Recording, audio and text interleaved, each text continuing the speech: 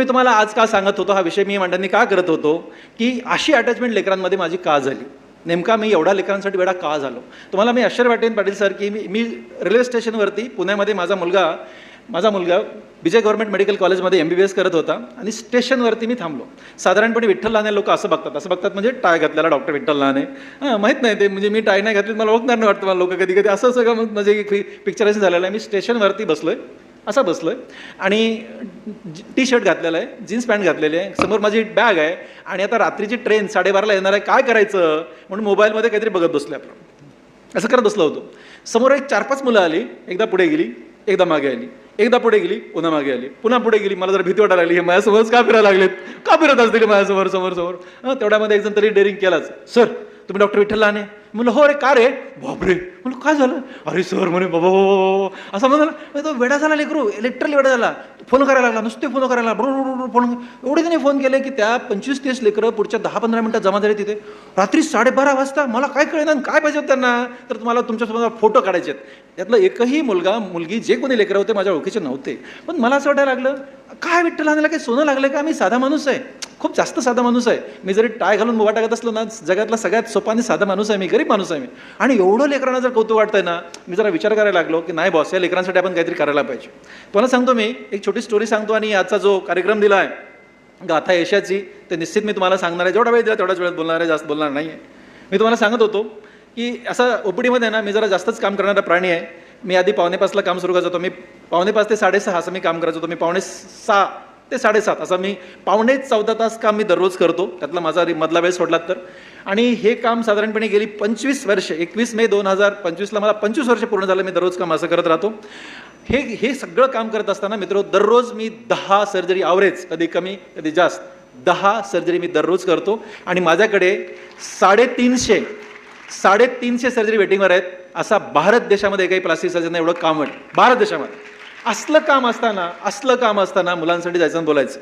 बायको झापणार नाही तर काय करणार, वेळ आहे नवरा म्हणते माझा. आता खरंच वेळ आहे तर मी काय सांगू तिला. तरीही लेकरांसाठी मी का जातो, हा प्रसंग मी तुम्हाला सांगत होतो. आणि OPDमध्ये बसलो होतो आणि एक मुलगी हातात पेड्याचा बॉक्स घेऊन आली. तिच्या हातामध्ये पेड्याचा बॉक्स होता. त्या पेड्याचा बॉक्स होता ना, तर आम्ही काय करतो की कुणाचा पण रिझल्ट लागू, 12वीचा रिझल्ट लागू, नीटचा रिझल्ट लागू, MPSC लागू, UPSC लागू, कुठल्याही पॅथीचा, engineering, medical, pharmacy, law, you tell any pathy, कुठलाही रिझल्ट लागू, काय माहीत नाही, मी सगळ्यांचा सध्या टीचर आहे. ओके. आणि त्याच्यामुळे माझ्याकडे सगळे लेकरं पेढे घेऊन येत असतात. आमचे पोरं कधी जोक करतात, सर निकाल लागला की आपण पेढ्याचं दुकान टाकत जाऊ. एवढे पेढे आमच्याकडे मिळत राहतात.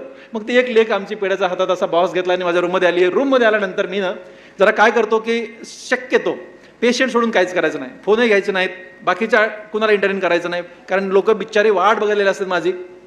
खूप लांबून लोक येतात. दररोज मी 14 जिल्ह्याचे लोक दररोज बघतो मी. तुम्ही विचारच करू शकत नाहीत कुठून लोक येतात. Amravati, Akola, Buldhana, Washim, Nandurbar, Sangli, Satara, Kolhapur, Pune, Mumbai, Nagpur, Hyderabad, you name the place. आणि तिथले लोक माझ्याकडे दररोज येतात. असली मी प्रॅक्टिस करतोय. आणि तेव्हा ह्या लोकांना न्याय द्यायचा मी ठरवलेलं असतं. तेवढ्यात ती लेक येते.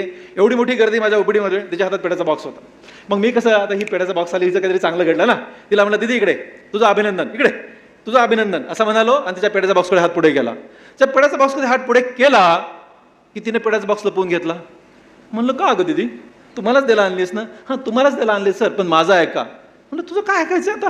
नाही प्लीज सर ऐका. नाही बघ, मला एवढे लोक उभा टाकलेत माझ्यासमोर, 30-35 लोक समोर उभा टाकलेले आहेत, मला मारतील धरून, इथं मी काय नाही, तुझं अभिनंदन, तू वेगळं भेट. नाही सर प्लीज ऐका. ह्या लेकीचा ऐका हा सुटत नाही बघा, बारक्यानं ऐका. ती म्हणाली ना, तर हां बरं सांग लवकर. ती काय म्हणाली, सर 1 जुलै 2011 या दिवशी तुम्ही आसामी घडलो या विषयावरती दयानंद कॉलेजच्या सभागृहामध्ये बोलले. आता म्हणलं तू माझे भाषण मला का सांगतेस, मला कळतं काय ना. आता मी बोलताना सांगत होतो साधारणपणे 3000 व्याख्यानं मी फक्त लेकरांसाठी केले. 3000. ओके, कॅन यू इमॅजिन दिस. असंच आणि ती मला सांगते. म्हणलं दीदी हे नको सांगू. नाही सर प्लीज ऐका. आता प्लीज ऐका म्हणलं. नंतर म्हणलं आमच्या दोघातल्या याच्यामध्ये बराच वेळ चालला, बोल पटपट बोल. ती म्हणाली की तेव्हा तुम्ही सांगितलं ना, कष्ट, इमानदारी, प्रामाणिकपणा असं असेल ना, कधी शिक्षणामध्ये कष्टाने कुठली गोष्ट शक्य होते. मला 100% सांगितलं. म्हणे सर ते तुमचं ते भाषण ऐकलं आणि असं ठरवलं म्हणे की बॉस काहीतरी बनायचं आणि मग लहान सरांकडे जायचं. हां. आणि आज आहे ना सर म्हणे, मी गव्हर्नमेंट मेडिकल कॉलेजमधनं MBBS पास झाले तेव्हा मी 11वीला होतो तुमचं भाषण ऐकायला. 1 जुलै 2011 या दिवशी. आता मी गव्हर्नमेंट मेडिकल कॉलेजमधनं MBBS पास झाले, जे पेढे असं म्हणालो.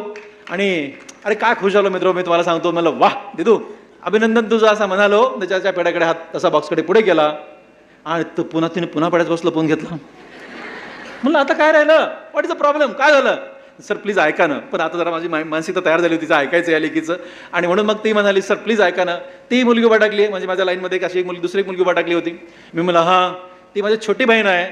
2011मध्ये 1 जुलै 2011ला ती 9वीला होती. तुमचं ते भाषण ऐकलं आणि आज ती गव्हर्नमेंट मेडिकल कॉलेजमध्ये सेकंड MBBSला आहे. बॉस काय खुश झालो मी, तुम्हाला काय सांगू आणि काय नाही. आता म्हणजे विचारच करू शकत नाही मी.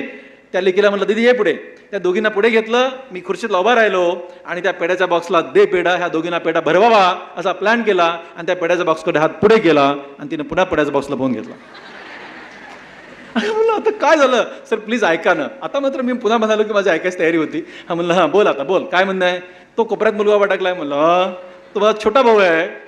1 जुलै 2011ला तो 7वीला होता. तुमचं ते भाषण ऐकलं असा मी घडलोय. आणि त्यांनी ठरवलं बॉस काहीतरी बनायचं आणि त्याला यावर्षी गव्हर्नमेंट मेडिकल कॉलेजमध्ये फर्स्ट MBBSचा प्रवेश मिळाला आहे. वाह. अरे यार तुम्हाला काय सांगू लेकरांना होता म्हणजे तुम्ही विजनच करू शकत नाही मी कसला खुश झालो होतो. मी आत्ता एवढ्या वर्षानंतरची स्टोरी आहे तर मी आत्ता पण असा रोमांच उभा टाकला, एवढा खुश झालो. आणि मग त्या लेकाला मी पुढे बोलवले, रे पुढे. त्याला तिघांना एकत्र घेतलं, जवळ घेतलं आणि एकदम असं हे करून सगळ्यांच्या गळ्याला पडून त्या पेड्याच्या बॉक्सकडे पुन्हा एकदा हात पुढे केला. दिदू दे पेढे, आणि तिने पुन्हा लपवून घेतला. अरे आता काय झालं.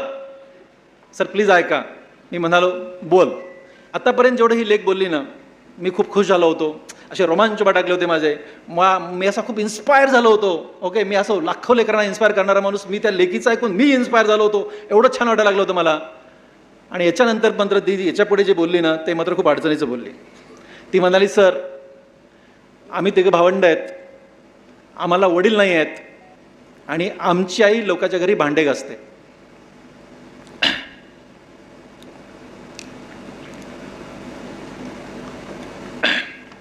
क्षणभर काय बोलावं मला कळेना. मला आत्ता काय बोलावं कळेना. तेव्हा त्या लेकीला काय बोलू मला काहीच कळेना. म्हणजे क्षणभर ना मला असं निशब्द झालो मी. मला पुढे काय बोलावं हे कळेना.